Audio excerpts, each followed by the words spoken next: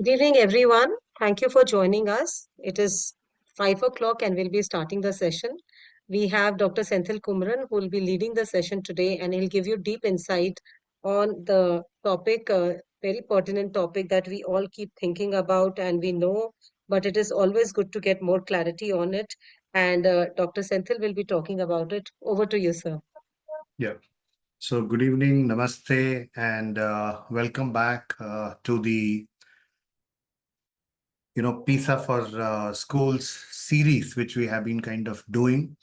And we are very, very happy to share with all of you that from 15th November to January 31st will become a historic time in India, where we will be taking up PISA for schools in private schools for the first time.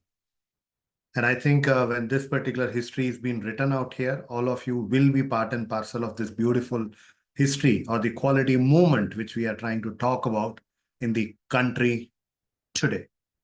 And I know that the academic year has started already. The question papers for the first assessments would have already kind of, started. You started making on it, working on it.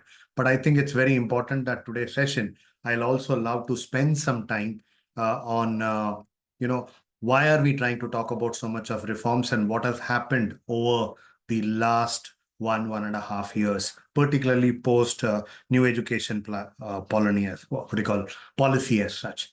Can I get the sharing rights, Komal, please?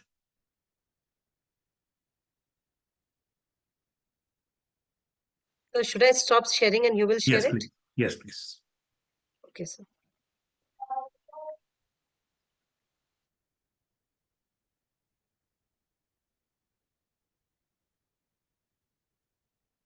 Is it visible clearly? Thank you. Yes, sir. Good to go. So thank you, Komal, for organizing this series after a break. And now, once we are now ready for going ahead with the actual assessment cycle, I think it is very important for us to also start with our own search or basically the mindset. The mindset that we are not going to go back and prepare our students for these assessments. Let me start the session with this particular point very, very clearly to all of us in this particular room, that we are not preparing our students for this particular assessment. We are only assessing ourselves as teachers, where all of us will get a chance to reflect what are our pedagogical practices and how beautifully we are able to work on these practices to make sure that we are moving in the right direction. And with that particular word of, a caution, because many of us, as soon as we say assessment, I think we get into this particular mode. So my request to all of you is that don't prepare yourself or your children. Preparing yourself will require revisiting. I'll talk about that in one of my last slides on way forward, what exactly needs to be done. But I think we're very, very thrilled that you already have got the email regarding the details of the sessions. You will also very soon periodically see some of the friends from OECD who will be coming, also taking us through this particular whole experience of how exactly this first or the maiden assessment for PISA for schools in India, which is going to be taken up. As shared earlier also, I think we become the 16th country which is taking up this particular assessment. Some basic housekeeping for all of us in this particular room. Please make sure that you have your writing pad and pen to take the notes, and keep your mic on a mute mode until you are speaking. Just raise your hand. We will call out your name and then you can kind of talk on it. We know that when we are on a virtual world, if you are comfortable, you can keep your camera on during the opening and the closing session. I think it's very important for us, only from the perspective of making sure that you have the sufficient bandwidth and you are able to hear us clearly. Write all your questions in the chat box only. We will take up all these questions. As if I see something is coming up there, I'll surely try to take up those questions and then we will have the conversation on it. Any specific doubt, please ask the private, send a private message to Komal. Komal is there. Send her a private message if there is something very important or something which is a challenge. Next important thing, the good news is that there's too much of rain in Bangalore. So at any particular time, if there is a power cut, just don't go anywhere. And if there is a power cut at your end, just don't get worried. This particular session will be available in repository. As you have seen, it is also getting recorded for your benefit so that you should be able to go back and reflect together as a team. The same password, same things will get. And the final thing is that get shameless for learning. So during the question answer session, I would urge that please ask questions, help me also to kind of understand, because until unless you ask question, I will think that most of the things what is done by me is right, and I don't want to go with that particular thought. Whenever we try to talk about assessments, I think in India we have been kind of running on questions, emotions, and other things. So now what is supposed to be done, and we have been trying to, use as many adjectives possible, as many English possible or language possible, trying to describe things. So whenever we try to talk about assessments, I think there are a lot of questions we talk about. Questions will be there. Okay, while what kind of biases that I am trying to bring in and how exactly these biases are something very important. And recently I was hearing one of the, I don't know how many of you attended, the beautiful session done by OECD on AI, how AI is also biased.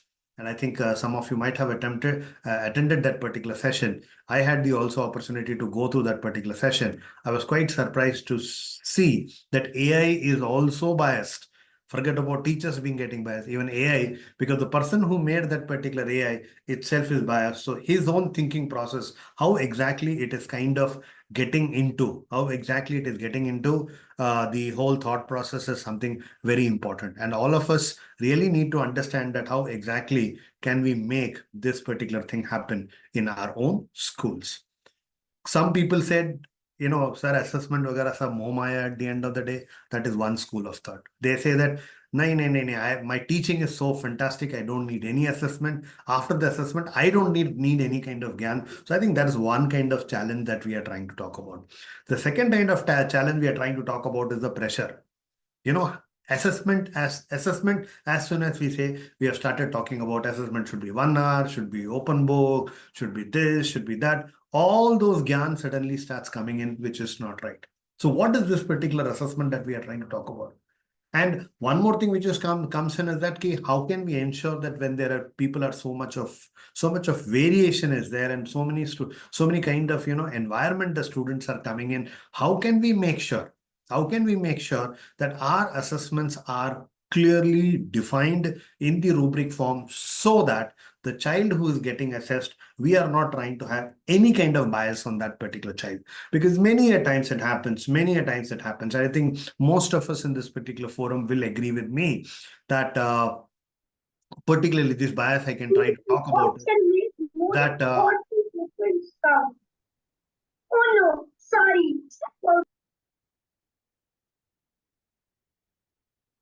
okay, so it is very important for all of us to also understand that the rubrics plays a very, very important role. How will we try to make sure that this assessment is happening based on clear-cut rubrics?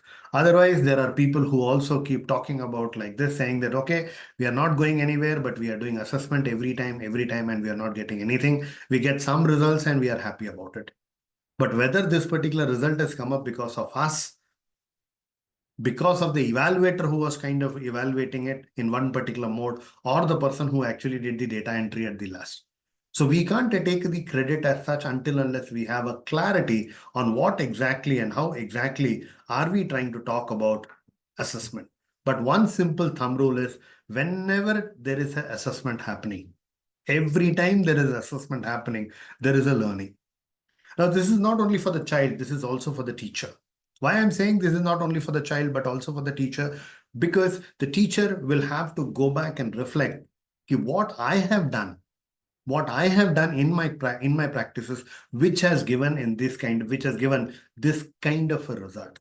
And if this kind of a result is something which has been spoken about, I think we really need to be little more clearer that if there is there is a challenge which is happening, And my suggestion is that, I don't know, there are schools which are part and parcel of this, which are already using something called as error analysis. And I think it's very important that what questions, what kind of errors are being conducted. Some other day we will talk about in another one of my future session. I'll show you one of the examples from one of the schools where we will talk about that how exactly after every assessment, the child is independently sitting, taking notes on trying to find out what exactly he or she has not done. It is not a punishment where the child is asked to write the question paper again for 3 times. I'm not, question paper means answers for the questions 3 times or 5 times. I'm not talking about that. What I'm specifically talking about it, in which particular question the child has not performed well, he or she can take up a chance and then start working on it and then see that. And it is a process of learning because, and the simplest method could be take a notebook, divide that into 5. You can start every test where assessments when it happen, ask the child to write the question numbers. You have already the key answers is there on the display board of your classroom itself. Let the child do an evaluation why he or she has lost mark in one particular question or one particular area. So it is not trying to ask him to memorize, but asking him to reflect why exactly you have, where exactly you have gone wrong and why you have lost marks in this particular area. So it's very important for the child to understand that, is it the contextualization that I have done wrong? Is it the sentence formation that I have done wrong? Is there a grammar that is wrong? Or is the context itself, I have not understood the question itself? So where exactly it is happening is something very important, which we really need to look for. So when it comes from the assessment perspective, it's a learning for the child. In the same way as it is being said, whenever there is assessment, let the teacher also reflect how many children in which particular question have not been able to kind of look at it. And I'll show you an example today where I will try to help you to understand, help you to kind of understand on this particular area very, very clearly that how exactly a teacher can actually look at even a shuffle report and improvise his or her, teaching learning practices for that particular segment. And I'll show you a live example of one particular school. So the idea is that whenever there is assessment, there is a learning. Whoever is assessing, he gets a learning. Whoever is getting assessed, he or she also gets a learning. So it's a two-way process, which is very, very important. And this learning should ensure that this learning must be incorporated in the future practices of ours to ensure that the educational experience in my classroom is the best. And why we are trying to talk about, I think all of us are aware of it. Whenever we try to talk about the assessment journey, many people say, oh, this is something new. But I think there's nothing new about it. There's nothing new about it. I'm not talking about being judgmental. Whenever we look at somebody person, oh, he's looking smart, he can be much better. I'm not talking about that. I'm talking about exclusively in learning process and particularly in the education space. And when we try to talk about this, I think it's a very interesting journey which we really need to look at it. And if you try to look at the beautiful journey of assessment, I think you will appreciate what I'm trying to talk about. During the Vedic period, I think whenever we were trying to talk about, we were talking about evaluation through oral, recitation, informal observation. But today, when observations are being made in NEP itself, you'll be able to see how this whole concept is coming up in NEP, in the new education policy, where new national education policy, where you will be able to see how exactly that these practices are coming back, particularly in FLN area.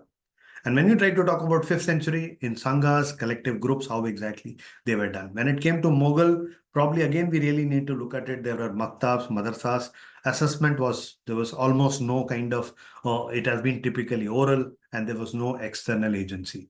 But I think the most interesting thing which happened is 1835, where we can see there was a monumental, declaration of modern system of Indian education. Why I'm spending this time to you is that look at why I said that it is nothing new. If you try to look at the elements which are coming up here, if you try to look at all the elements which are coming here in different policy, how all this has kind of come up in our setup too. And when you try to talk about 1857, when we say we only know about India's, independence kickoff era, but that is the time, I think it is very important for us to understand that's the time that the first matriculation examination also was that. There was a Sadler's Commission which came in, which actually started talking about setting up of two kinds of boards, and the purpose was again very, very important. So you also need to understand this particular perspective. You also need to understand this particular perspective, that why certain things happen. Now, when you try to talk about certain aspects of it, we need to look at, there was a metric, there is seen secondary intermediate boards came in, and then in 1925 we talked about failure of large candidates in the metric, and assessment only was through the large kind of questions. Now, when we talk about the Radhakrishnan and Mudaliar Commission in 1948 and 52, they started very specifically talking about revamping the education as student assessment particularly. So when we try to talk about student assessment, now you might have understood that this assessment is not a new thing, new concept in the school education or Indian education system. People have been trying to talk about it, and there have been lot of experiments which have been constantly done. There are a lot of experiments which have been constantly done, and then these revision is something which we are trying to see now.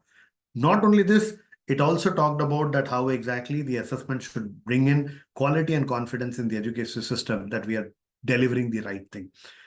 When we try to talk about NEP 1968, National Education Policy, when it came in, it recommended for a shift focus on evaluation from certification to improvement of learning. So we are now not talking about only certification, but we have started talking about the quality. And when we try to talk about the quality and other aspects of it in 1986, again, it said that how can we remove the chance of subjectivity, de-emphasizing the memorization. So when we try to talk about 2020 policy, also talking about memorization, and other aspects of it. So we had lot of learning. There was a booth which also came into our school education, which was called as CCE. We also started looking at graded systems, and semester systems was also be, semester system also got introduced to just to say that how exactly all these concepts have kind of taken up, and we are kind of working on it. But what is very important is that in this particular journey of assessment, in this beautiful journey of assessment, every time, based on the context, based on the environment, based on the need, based on the situations, these policies also started taking shape. And while it was taking shape, it also looked at other parts of the world and said that what is happening right in Singapore, what's happening in Korea, what's happening in Japan, what's happening in Middle East, what's happening in US, what's happening in UK, what's happening in Shenzhen country. All these things were kind of looked at it. And then very interestingly, what came out was that we should make sure that the optimization must happen for learning and development of every child. Now, if it is about every child, there is a very interesting term which a lot of people use when I meet them, which is called as personalized learning. I don't know how personalized learning happens and what kind of data references do we have actually trying to talk. But in this time, the policy for the first time is actually trying to talk about that particular component. And that's something very important, which we really need to understand. The second is more emphasis has been given on formative. I think all of us are aware of it. We are conducting one test after the second, third, fourth, but I think we really need to look at it in which particular pedagogical structure, what kind of assessment practices are supposed to be done. I don't know. I think all of us are here in this particular forum. When we try to talk about SAFL assessment, I think the third standard still we don't have the assessment. Fifth and eighth only we are doing the assessment. The purpose was the assessment must be done through games. And once you use games for assessment, then the learning process becomes easier. And this is where the technology can be a good partner, the detail analysis. And I'll show you one particular report card today, progress report of a child, which basically, or HPC, you can say, I'll say how for early years, how exactly it has been designed through a technology, a tool, so that you get an idea how exactly the whole future may look like. I'm not saying this is the only approach they may take, but may look like is something which is very important. So when you try to talk about formative, I think we really need to spend some time, and competency-based assessment for learning. That is very important. Higher order thinking, which is nothing but critical thinking, conceptual clarity, how much he or she is able to apply that. And that's where I think in my earlier sessions, I've always talked about something very important called as Bloom's. Revised Bloom's is something which all of us have to kind of make sure that we are spending time on that particular area. बाकी कुछ training, whether we are doing other kinds of training or not, I am not very, very sure about it. But then I think it's very important. So why are we trying to talk about so much of reforms today? Why are we trying to talk about so much of reforms today? I think it's very important for us to understand. And that's where NEP came in. And when we spoke about NEP, and particularly when we spoke about the assessment, it came out very, very specifically that we will really, the purpose of education has to be only learning. And I think it's very simple English. I don't have to read it out for you. As I said earlier, teacher, student. Now, what is very, very important is it is not only the students, teacher and student, but the system as a whole. So when I'm talking about school as a system, it's not only one particular school, but a school which are affiliated to one particular board, or a set of schools which is affiliated to, which is in one particular geographic area, which can be, located at different areas, but maybe following the same kind of affiliated school. It could be anything. But it basically talks about how the whole schooling experience is for the child. And what is the second part? So if you try to look at the entire schooling system, look at the second part, which is very interestingly said, continuously revising the teaching learning process. Now, how will I revise? How will I revise if I don't have the right kind of data? If I'm looking at wrong set of data, then I will only get wrong kind of a thing. And if I try to fool myself by giving more marks and by giving, dil khol ke number dena, I think it's not going to work. This is where there is a direct correlation between the teaching learning process and the assessment. And during the process itself, you should be getting a lot of ideas. What is working, what is not working. And all this must be captured by the teacher in the lesson plan reflections. Many schools are following now. I think there's a lot of maturity, a lot of evolution which is being seen. But I think my suggestion to all of you is that if not, start capturing. And simple method which I can say, if there is every teacher who's capturing his or her reflection, let the department people come together, sit down and consolidate. And if both the teachers, if both the people, both the teachers, if they can consolidate their reflections and put it together and discuss in the departmental meeting, discuss this at the departmental meeting. So the department will take the essence, the department will consolidate all the learning, all the reflections of by all the teachers, which should help you to review the next year's annual pedagogical plan. So the input as such gets into the APP, nothing but the annual pedagogic plan. I think CBSE schools may know very well, but ICSE, don't worry, you will surely get it. Or if you're a state board, you will also have to start looking at it. We are making only plans to say that which month, what examination, what test, what kind of things will happen. But I think we also need to start looking at it. We also need to start looking at it very, very specifically, that how exactly we are going to consolidate these learnings. And constantly, if you're trying to capture this learning reflection of every teacher, I'll show you how beautifully it is presented in the national curriculum framework also. Because sometimes what happens, if I say, you may not be able to kind of appreciate, but I'll show you how beautifully it has been put across in the NCF itself. And that becomes the foundation for everything, whatever we are trying to do. So optimize learning and developmental of all students. It is not specifically talking about one kind of a student. That's where in the whole process, for the first time, the inclusiveness. When I'm talking about inclusiveness, I'm not only talking about, physical, vertical challenges and other kind of challenges, but I'm talking about all kind of inclusiveness practices is something which schools have to start looking at it. One more area which I highly recommend to the schools which I'm already working with, and some of the schools which are here, is start writing your policies, inclusive policies, very, very clearly. Inclusive policy doesn't mean only putting a ramp, putting a lift, putting a furniture which is of one particular thing. It can be of any kind of inclusivity. Wherever you think knowingly, unknowingly, let me remind it again, knowingly, unknowingly, if you are there and trying to make sure that the last kid in your classroom, how you are trying to go back and work on it. And this is where I think we really need to look for the remediation. We really need to look at revisions. We really need to kind of make sure that how exactly are we able to take all this learning process in the most appropriate manner. And if you're not going to take it in the most appropriate manner, the learning cycle will not be complete. Otherwise, we'll keep, completing portions after portions after portions. I don't know whether we are finishing or completing, but I think that's something very important.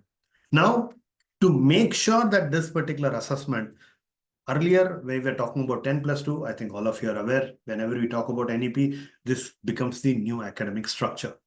And why specifically I wanted to add this particular thing here, it is that the transition at different levels is something which is very, very critical. I'll show you an example also today. One example I'll show you, whether it is the pedagogy, whether it is the assessment, how the transition must happen from one level to the next level. And that's something very, very important. I think all of us know the first 5-3-3-4 model, all of us are aware of it. But why I wanted to take a pause here is that whether 3-5-8, now that assessment also comes from here itself. Whether the first 5 years of education the child has acquired the basic foundational literacy and numeracy is something very important. Basic foundation literacy and numeracy is achieved or not. This has to be assessed by a third party. While school assessments will happen, but in your case, it may be the affiliating board or the state government, because there is still some clarity required. CBSE school who will do, ICSE school who will do. There's some clarity required, but let's try to leave that aside. But what it basically means, it's nothing but key stage assessment. In some of the international programs, it is already happening. But here, what is very important, it is not a child specific. We will talk about that little later. But what it basically means that it is not child specific, it is system specific. That means how my system is functioning. What is happening in my system? What is going right? What is going wrong? Is there some particular department or which is that particular wheel in my cog which is not working right? And if that particular piece is not right, that means my whole educational experience is going for a loss. And that's why there is a necessity that whether your school has a good system or not, for assessing it the first 5 years, the third standard assessment will happen. The fifth standard assessment will happen after 3 years from there. And then after that, 8. Now, when I say in the same breath, I always say 3, 5, 8, and PISA for schools. Because all these assessment practices, if you try to look at the documents, whether it is Shuffle document or the other documents, whatever have come up in the community, in the public domain, you will be able to find all these are getting connected to various international assessments, which are aligned to PISA for schools. That's where I say in the very same breath, 3, 5, 8 PISA for schools. Maybe we are not very sure right now when we are talking about it. We are still hearing multiple, still the boards have to respond to whether 10th examination will happen, 12th examinations will happen. We are not very sure about it. Let's wait and watch. Let's wait and watch. And I think that's something very important. Now, if you try to look at this particular NCF framework, look at what is very, very critical here. There are two things which are very critical.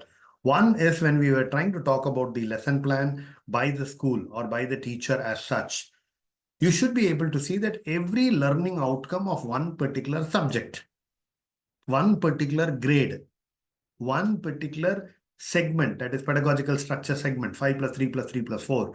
If I am trying to take all the LOs of languages, math, science, social, art, interdisciplinary, physical education and well-being and vocational education, if I try to look at all of them, and if I try to say that all the teachers of a school from LKG, that is from 5 plus 3 plus 3 plus 4, if I take all their LOs, put it in a mixie,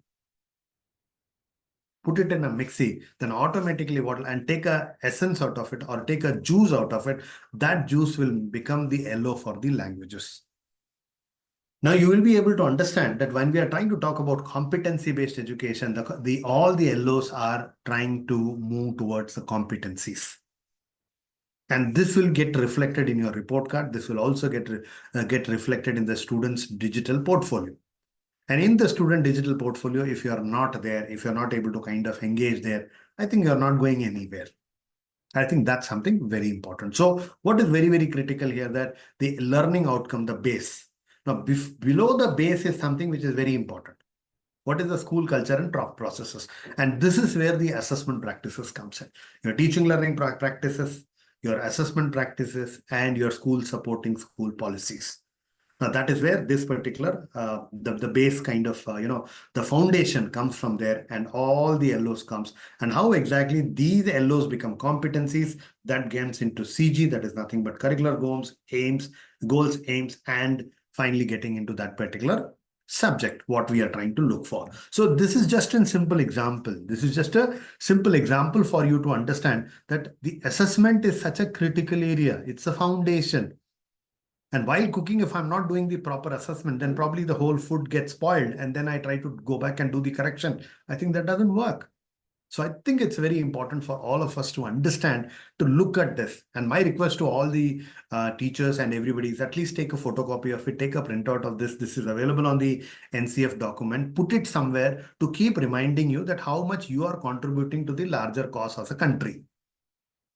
Larger cause as a country.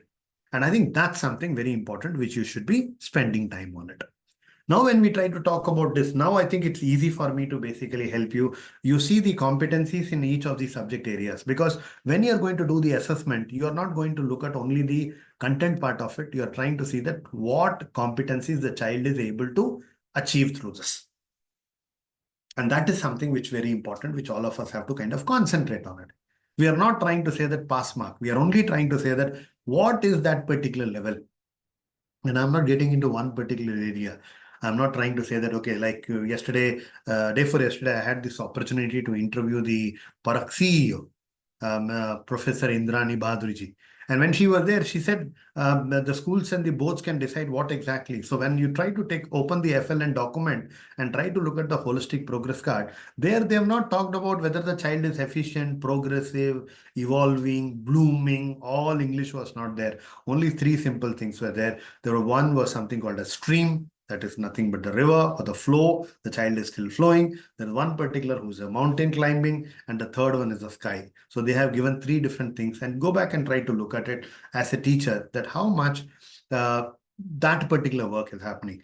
Just hold on for some time, because it is very important that till they finalize something and your respective board gives you something. But as an academic interest, I think as a teacher, I think it's very important that we have been only putting tick, tick, tick, and then put a total and put it together and distribute in the classroom. No, it may not work like that anymore. And I think that's something which all of us have to kind of seriously look at it. And that is where the next important thing comes in, is nothing, the competencies driven in progression. So when we are trying to talk about the competencies have to mature. The competencies will have to mature. The concepts also progresses. So my request to all the participants who are here is that avoid getting into content. Avoid getting into content. From content, move to concept. Because if you are moving into concept, then obviously you will be able to see the movement from one particular level of maturity to the next level of maturity. Then the next level of maturity. So there is the progression. And slowly when you keep doing this, and this is very explicitly been mentioned.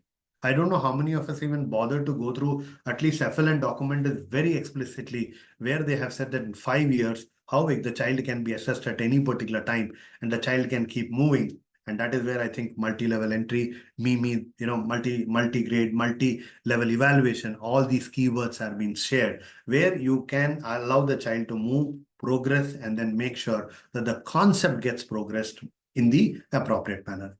There are some challenges right now, because it's sure when there is a new policy, there will be surely some amount of, it comes with some amount of challenges. I don't deny that. Here also, we will also have some kind of a challenge, but at least let's be optimistic and start working. Let's not wait for government circular to basically come in and say that, okay, this is going to happen and this is like things going to happen. Let's not worry about it. What we are supposed to worry very, very specifically is that how exactly I'm going to convert this for my benefit, and start working from there. And if you can actually do that, I think you will be able to see the evolution, which is very, very important. Just to give you a simple example of transition, because I was talking about how exactly the progress happens. So you're seeing something on foundational goals. There is a curricular goal, which are nothing but the development domains. There is a content, which is nothing but the concrete experience. Pedagogy is learner-centric. Assessment is through teacher observation. Now, what is very important is that, let me give you a little, open it up for you. Now you will be able to say how the progression is happening from a foundational stage to a preparatory stage. That's interesting. Now, are you able to see the assessments, how it is changing? The child is becoming independent slowly. It is not only there you're talking about concrete, now you're trying to move into that. From here, you're getting into subjects specifically on, math, science, socials, whatever subjects that you're trying to talk about, you're trying to move into that particular curricular areas. So you should be able to see the transitions, which what I said, no, in 5 plus 3 plus 3 plus 4 is very, very visible out here. And I think we must start looking at it. And I think as a teacher, suppose if I'm a preparatory teacher, I should know what happens in foundational stage. I should also know what happens at middle stage, and I should also know what's happening at secondary. Because once I have the complete end to end, once I have end to end things very clearly been mentioned, then life will become very easy and meaningful. So this is where, this is just an example. This is just an example to help you to understand how the transformation is happening when you move from one stage to other stage, and how the progression is also happening. The second important thing, I think all of us know much of Gyan about it. I'm not going to spend time, but only thing which I would like to leave a thought with all of you here is that when we try to talk about formative assessments, and particularly this is becoming a huge problem in many schools. There's something called as chapter-wise tests. There's something called as weekly tests. There is something called as concept-based test. There is something called, we keep giving this particular test. I have a small idea for you. I have a small request for you. If your child, whatever you may say, it is not that the child has forgotten the last year concept. That's why schools were this year onwards were specifically asked, why don't you do something called as a bridge program? And government also came out with those 14 days program, which basically said you that it's a progressive thing. So my request to the participants who are here, please go back and start making something called as cumulative assessment practices. Cumulative formative assessment. What is this cumulative formative assessment I'm talking about? At least try to take 40% from the old chapters or old concepts which the child has already learned. I'll show you an example why I'm saying this particular point to you. Because if the child has followed the tissue paper model, the tissue paper model is I had my lunch or I had my snacks, I clean my, the tissue paper, I throw the tissue, I move to the next activity. No. Here, if you try to talk about learning process is not like this, because concepts gets progressed, and it is a very, very specific that how exactly all these things can go further. All these things can improvise. And if you're able to do this, I think we will be able to do a fantastic job. And that's where the formative plays a very important role. In formative also, if the teachers can agree that what particular portion of earlier chapters, earlier grades also can be added. But before introducing this, I have a small request to all the principals who are there. And if principals are not there, please go back and communicate to your principals that they are not supposed to do this unless they have communicated in writing to the parent or in a parent-teacher workshop. Please communicate to them and then do this exercise. Otherwise, some of you will call me and say, "Sir, aapne bola tha and you said and we were into trouble." No, I'm not saying anything. I'm only requesting you, please go back and start looking at this area very, very critically, because this is going to be important. So don't try to look at summative to formative as just one. Oh, we are doing formative. No. Formative also, you need a lot of anecdotal references. You have to get a lot of references. You need a lot of rubrics. And this is where a technology can play a very important role. Now, all of us know, sir, self and peer assessment is very easy, sir. It is not only about self and peer assessment. We also really need to look at it, how exactly we can make this self and peer assessment happen. It can be 1:1, it can be 1:4, it can be 1:10, it can be 1:30.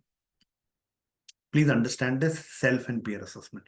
Self-assessment is basically trying to set targets for himself, herself, trying to see what I'm able to achieve, how exactly I'm able to kind of work on it, and we should be able to kind of take it across the go. And just to show you one example, now, this is a self and a peer assessment done by a set of students for their own classmates. That's just an example. This is Aradhyal, Atharv, Sunil, and Kanan. They have done. Now, what are the parameters, criteria that they have looked at in the for the peer assessment? One is contributing to the team's work. So this is a project which has been given. How each one of them have contributed to the team's work. in terms of how exactly it has been done. Happy to work with, contributing to again to the team's work. So when you try to talk about all this, how he or she has actually started working in detail on these particular areas. So you can kind of keep reworking. This is just a sample. You can rework what is the thing that is working, how exactly it is happening, and what different people are trying to talk about it. Now, the next important thing is that data. Now this is like same image. This image is a fantastic example of how we are using data in our schools. We don't know why are we collecting. We collect it and give it to the principal or to the coordinator or to the management. We forget the purpose of it. Now, this is where the data in this particular policy, during the assessment, you are trying to collect the competency related data, and it can be numerical, it can be language, it can be anecdotal references, images, photographs, videos, anything, but it should be available with the child's digital portfolio. And why I'm talking about digital, because this is going to play a very important role for you. So numbers will start speaking for all of us. Let me show you an example. Now, this is a child called as Ayush Sheetal. Now, how is his performance? What is the goal that he or she has set for himself? How he is performing, how he is going, what is the progression, what is his first term, second term in different subjects. I can look at the first cycle, second cycle. So like that, this is just to help you to understand, because all of us love our subjects. So that's where I have kind of put this. This can be done also for co-scholastic areas. This can also be done for co-scholastic areas. And once we are able to do it for co-scholastic area, we'll be able to find a lot of value. We'll be able to find a lot of value in it. So this is just an example to share with you that how much of data, data and other things is something which we may have to kind of look at it. Not only this, let me show you another example for the early years. Now, up to third standard, up to second standard, we say it is very difficult for us to look for it. I'm just going to take you through. This is just a sample report, which is generated by one sample by one. This is not even from the DPS Electronic City. This is just a name, dummy name being given by them. Now, if you try to look at the skill summary, will come up like this. So typically, a report card will talk about the physical development, the socio-emotional and ethical development, the cognitive skills, language and literacy development, aesthetic and cultural development. Now, if you try to look at, this is how the competency summary of every child will actually be collected. Now, you are able to see some numbers there, some data there. How does this data come from? I'm just showing you. I'll spend in only one slide and then I'll move on with the report. The whole thought is that you look at the CG. All the CGs and curriculum goals are available, and LOs are available in your NCF document. Now you are able to see all these NCF documents are there and the remarks are there. Now this particular report card is generated through a game-based tool where the people are playing with the game and the scores are getting captured at the background. So child is not even knowing that he or she is getting assessed. She only knows that they are playing a game. They are only playing a game. And I think it's a very interesting thing. Some other day we will so, but what I'm trying to show you is that the physical development, the socio-emotional development, the cognitive development, all development as mentioned in the NCF FLN are available out here. You actually see the progression. And finally, there is a feedback also, language and literacy. So if you try to look at all the critical domains are there and then it keeps going on, I'm just kind of wanting you to understand that NCF document, which I was referring to you, the report cards also will come up in certain way. So now one of the good things, easiest thing for you could be that can I make for every one of these LOs or curriculum goals, how many worksheets can I make? What kind of activities I can make? What kind of game can I create so that the learning becomes very, very important for the child. This is just one of the examples. And finally, the aesthetic and cultural development. And there are reports. Report has other pages also, the feedback from the parents, the feedback from the child, from the peer, all that is something which is coming up, but the assessment process has to be defined clearly. Now, all this data for right from your FLN till your grade 12, that is 5 plus 3 plus 3 plus 4, has to be kind of consolidated into a digital thing. Now, why we are trying to talk about digital? Many people say that, oh, the new HPC is of 35 pages. Let that be. It is only going to assess your skills. Now, please understand, in a couple of slides, I'll show you what is upper and how exactly upper is going to come to all of us in this particular room, that all of us in this particular session right now have something called as a PAN number. You will also have something called as an upper number, which we'll talk about in just a couple of slides. Now, what is very important is that the whole digital portfolio of the child progressing over the year, 12 years, 12 plus 3, 15 years, what the child is going to experience will be available in something called as an academic bank of credit in the digital form. And it's already, we are already seeing the 10th and 12th marks are coming through this. Now, nobody is going there, buying paper, getting into school to get a printout and then put it up on the notice board. All that is not there. It comes to the child's mobile or the DigiLocker, and in that DigiLocker will become very soon something called as ABC or academic bank. So digital portfolio must contain all the competencies which are measuring and which have to be progressive in nature. And if it is not in progressive in nature, you will not be able to kind of look at it. And this is where I was talking about 358 assessment. Again, if you see, a lot of things are connected to OECD, PISA, TEMS, PRILS, all that is happening. But the purpose is measuring competencies, share feedback at school level, not at child level. Again, I'm repeating, even I'll show you one of the feedback what SAFL gives to you, because that will give you also an idea how exactly you're supposed to work on it. Because it's very easy to say things, oh, I can do like this, but you have to understand this particular whole thing. So in 358, again, science, math, and reading is going to happen in 5 and 8, but in other domains, which you said developmental goals, will be taken care at the grade 3. At grade 3, it's going to be more on game-based, 5 and 8, MCQ-based. There is a possibility, that this year itself in CBSE and other as a boards, you will be surely be able to see it will not be only single choice. You may have double choice, multiple choice questions. So multiple choice questions when you have, then I think it's not going to be easy. There can be 2 correct answers. There can be 3 correct answers. Now, justification the child may have to give why he feels this is the correct answer, why it is not the correct answer. So the whole approach itself is going to be changed. And most of the assessments, as I foresee now, when I'm standing in front of you, I think it's more about online is going to come in and less of the work will come for the teacher. I think that's something very important.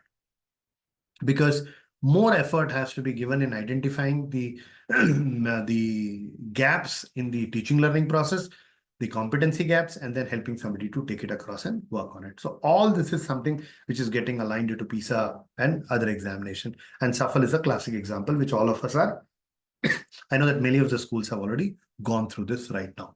This is a SAFL result of one particular school.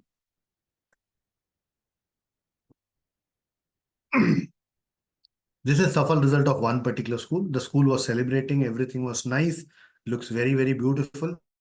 But what we are supposed to look at is the second page. This SAFL result also will become something called as a school report card, which NEP talks about. And you may have to put, I'm not very sure, but the document says the school report card must be available on the school website for the stakeholders to see what is the achievement of LO by the school. So that means it is not the child report card. Again, I'm repeating, this is not the child report card. This is the school report card.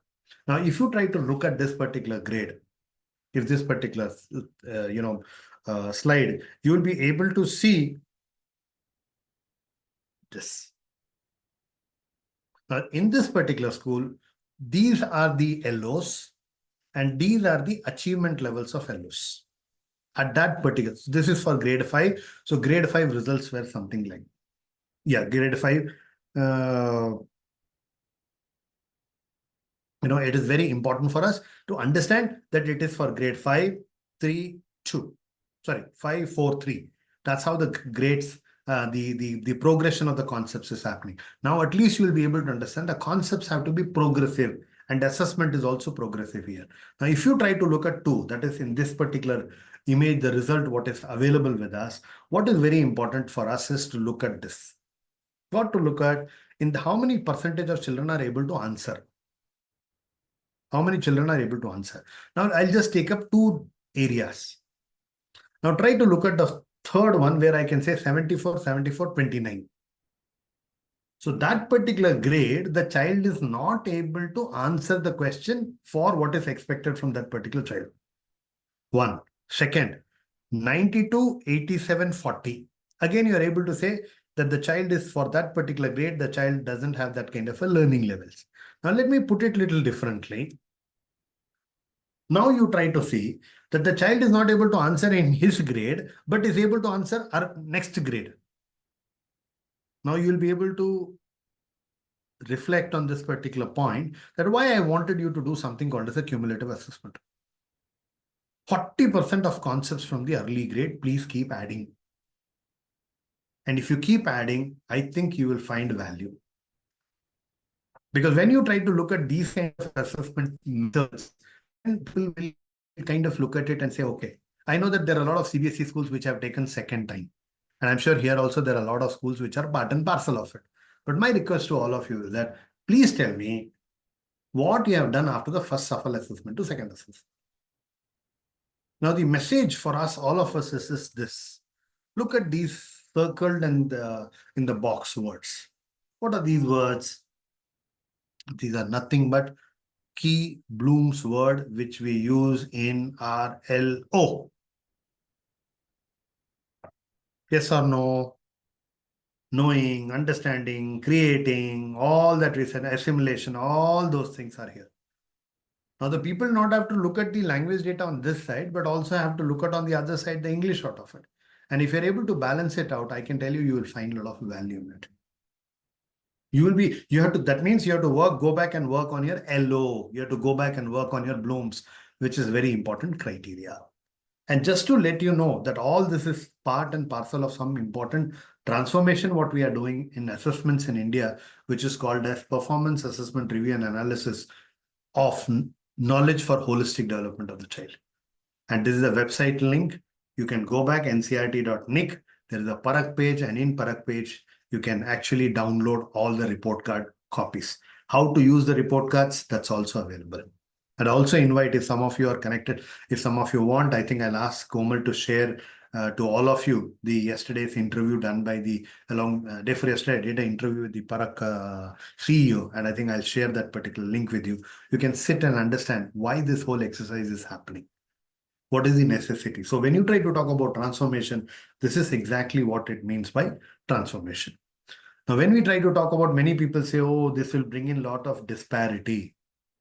This will bring in a lot of disparity. Yes, disparity will come in. So how do we correct it? This is where Parak has just released. Parak has released this document on the right-hand side, and it is measuring the effectiveness of all the boards in the 5 areas. It has done a comparative study of CBSE, ICSE, State Board, all boards. It has done the comparison and said, this is where you are. Please go back and work on administration, assessment, curriculum, infrastructure, how to make your policies inclusive. Now, this is something which came out as, this is not my document. And if you need the document, I'll ask Komal to share it with all of you, because this is something which all of us should know as teachers. And this is where, when I said the large scale reforms, what we are trying to talk about, I think it's we have to kind of make sure that these things will start working over a period of time. These things will start working over a period of time. But all this is not stopped here. All this is not stopped here. All this has moved into credit framework. Now, many people are thinking this will not come in. There was also a doubt that this year nothing will happen. But volunteering schools have been already invited to volunteer to go through this particular process. And once we get into this particular national credit framework, we will be able to clearly understand what is the multidisciplinary approach that we are trying to talk about, what is the holistic education, how exactly the whole thing is imaginative, how exactly we have to make our curricular structures, how can we bring in interesting combinations of subjects and discipline. I think this is already started. The yatra has already started on this. So simple thumb rule, which I tell people, is that if you are in 9, 10, 11, 12, 1,200 hours, 75% of the attendance should be there in that, plus minimum 30% marks should be there in all the subjects, whatever you have taken. So 6 plus every additional subject, you can keep adding the credit, and all this credit which we are trying to talk about, all the credit, whatever we are trying to talk about, should be available in our academic bank of credit. Now, what is this academic bank of credit that I spoke about? It is nothing but that is called as APPAR, APAR, Automated Permanent Academic Account Registry. All of us have a PAN. All of us have a PAN. PAN number is nothing but permanent account number. Like that, for academics also, it will come in and there will be a bank. There will be a bank, and that particular bank is called as Academic Bank of Credit. So from LKG till the university, all the competencies of the child will be available in this particular bank. In schooling, this will be available in school in one particular place. So if the child is applying for a college, he just have to give the rights to the college to access his academic competencies. The same thing will be connected to the employment. The people, the companies can say, please give access to your bank. The child has to just put a click and they will be able to get the data of the child, how the child has performed over the years and what kind of competencies he possesses before I'm going to hire him or her. If I have to hire her, this is how the learning world and world of work are aligned. Learning world and world of work is actually aligned, and people really need to look for it. More than this, what is supposed to be done is, because one of the questions which people keep asking, sir, every time you come and you trigger a lot of questions and we get into trouble. I'm not wanting you to get into trouble. I want you to basically go back and work on these areas. First, try to look at it. What is your school assessment practices and policy? What are different types of assessments you're doing? Put it on a board, sit down together, and then this examination committee, whatever is there in a campus, try to get representative from all these segments and then review your present assessment policy and strengthen it. You will surely find that there will be gaps, that you're only doing the assessments on score. You're not doing anything much more on it. So please go back and start looking at that particular part. And once you identify the gap, develop a small action plan and start working on it. Once you start working on this over, then you don't have to, as I started the session by saying very, very specifically to you, you will not have to prepare for any examination.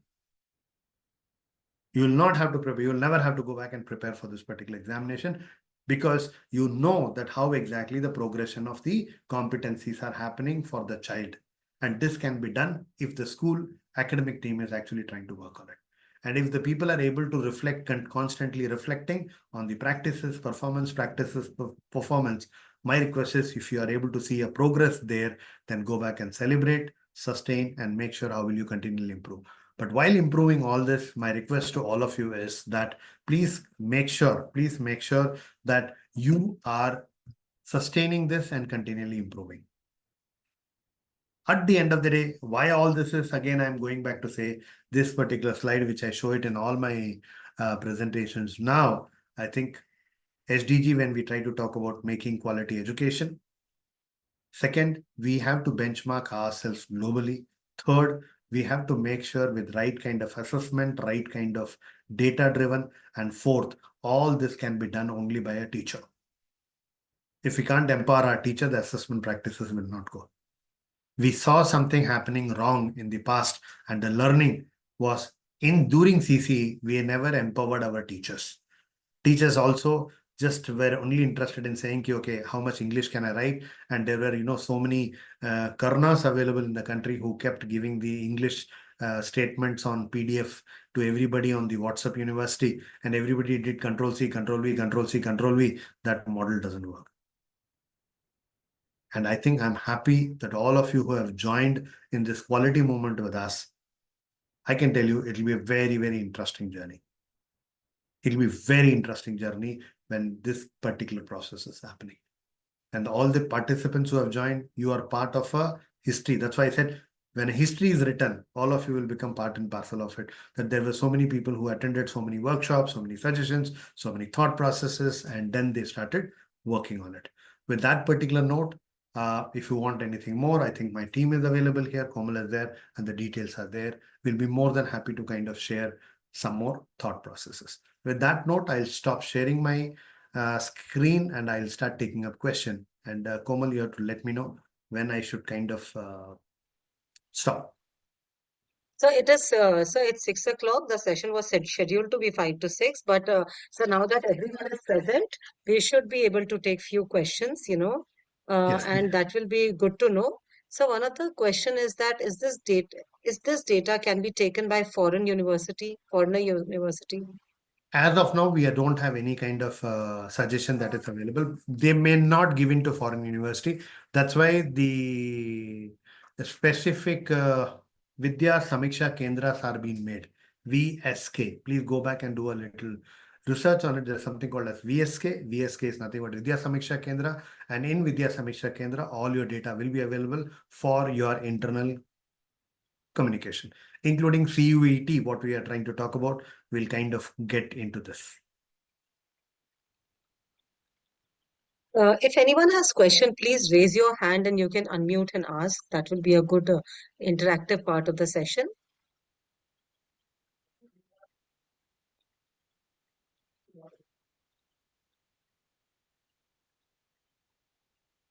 I can see too many good evenings, but no questions.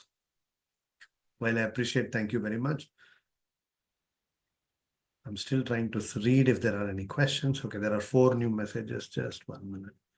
So those are on. Seema Latkar, ma'am, you can unmute and please ask the question. Yeah. Seema, ma'am, you can unmute yourself.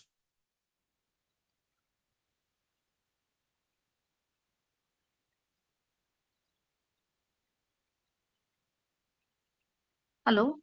Yes. Yes, Go ma'am, ahead. we can hear you. Please Yeah. go ahead. Sorry, it was not getting enabled, so it took time. No problem. Good evening, sir. Good My evening. question is, I read the information shared by Komal in the last meals. PISA getting converted to PBT, a kind of It is. change of. No, see, there are 2 things. PISA is nothing but PISA based test. That's all it is. There's no nothing. PISA for schools, there are different names in different parts of the world it's getting used. In India, it will be called as PBTS. So don't get worried. The same assessment process, same thing. In PISA for schools, it's a private schools or a geography, people coming together where they take up the assessment. PISA is only for the government, Indian government. And PISA is school for any specific study. Okay, Arvind is asking, do you have any other details about NCF implementation apart from its circular? Yeah, Arvind, what is being shared with us is by CBSE. CBSE circular is only which is available right now in the community. The other document is available. If you can send us a message, I think we will be more than happy to share that with you. Just drop a message to Komal and we'll be happy to share it with you. The document where what you saw there. But there are a lot of details which is Arvind, which is there in that which talks about which particular grade, how many hours, how many minutes, all that is available there. Any implementation plan or guidelines? Yes, implementation, yes, will be there. It is already communicated 9th and 11th this year. Few schools have been, first they said that they will be not, they will be trying it out, but then they asked for volunteers. And now volunteer schools have taken up and they are going through this particular experience. Next year onwards, once this experience comes in, next year onwards, 9 and 11 will start implementing. They are starting it from the, okay, Arvind says the shortlisted as a pilot school. I think you should be giving me Gyan, Arvind, rather than me giving you Gyan on it. But nevertheless, I think I'll be more than happy if you can take it one-on-one rather than here in this. Okay, DAV BGPS is asking what is NCFSE and NCFFLN? NCFSE is School Education, National Curriculum School Education. To bring in more focus in the early years, we have National Curriculum Framework for Foundation Literacy and Numeracy. After gap identification through the report of assessment like SAFAL, are there any bridge course designed for the gap rectification? Right now, Ashwarya, no, it is the school which have to do, or people like us who work with specifically to schools. When they ask, we take up their LOs and start mapping it and helping the teachers to work on blooms and then try to take it up. Arvind, I think Komal will be able to share the number with you. Yes, any more questions? Senthil, so it's 6:04. Yep. We can, if anyone has question, they can write to us. What do you think? Okay, only one last question. I'll take it up. Yes, sir. Somebody wants to, unmute and ask. That's okay. Do we have include the previous grade chapters in every term exam? I think you can start doing it. Lakshmi ma'am, I think it will be a good idea for you to start working on it. Because It'll keep the concepts always touch with the earlier concepts, and that's all it basically means. Chapters in a previous grade also, but my request, Lakshmi ma'am, again I'm saying, please go back and communicate this to the parent very, very carefully. Otherwise, there'll be a huge uproar after the assessments are being done. Because the tuition teacher will go back and say that this particular chapter was not there in the syllabus. How come you have kind of done? Yes, Solanki, please unmute and ask. Ms. Solanki, you can unmute.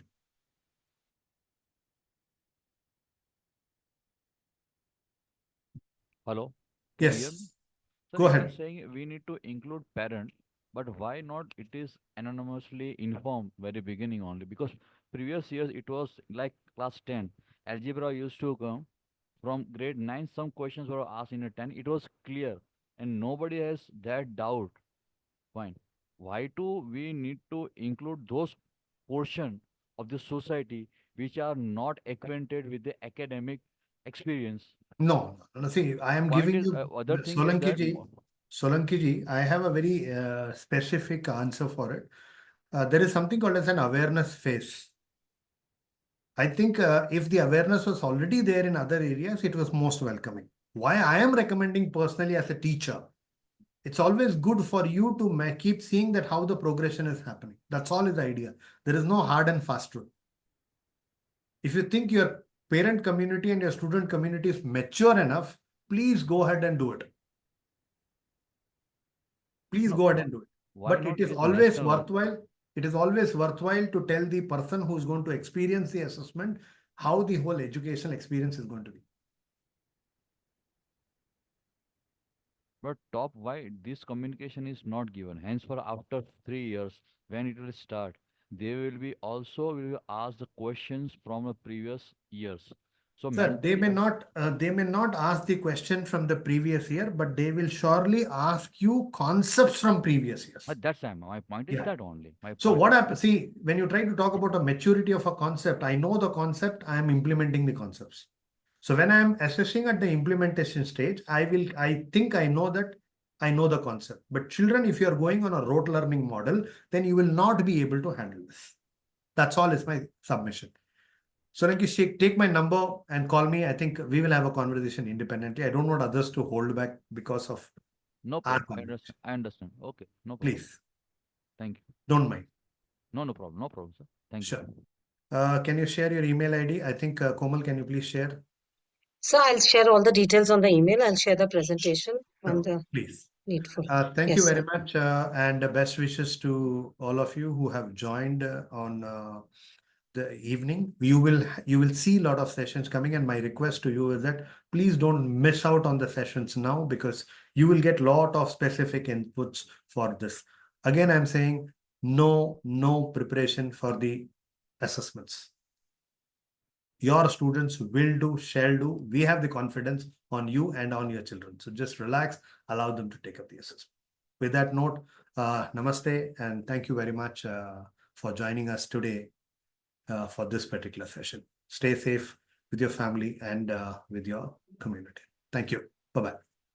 Thank you, Dr. Senthil. Thank you, everyone, for joining us. We will keep you posted about the sessions in future. You have all the details on the email. For any question, you all have my email ID and phone number. Please feel free to reach out to me. Thank you once again, everyone. Thank you, Dr. Senthil, once again for the wonderful session. Bye. Thank you. Thank you, everyone. Bye.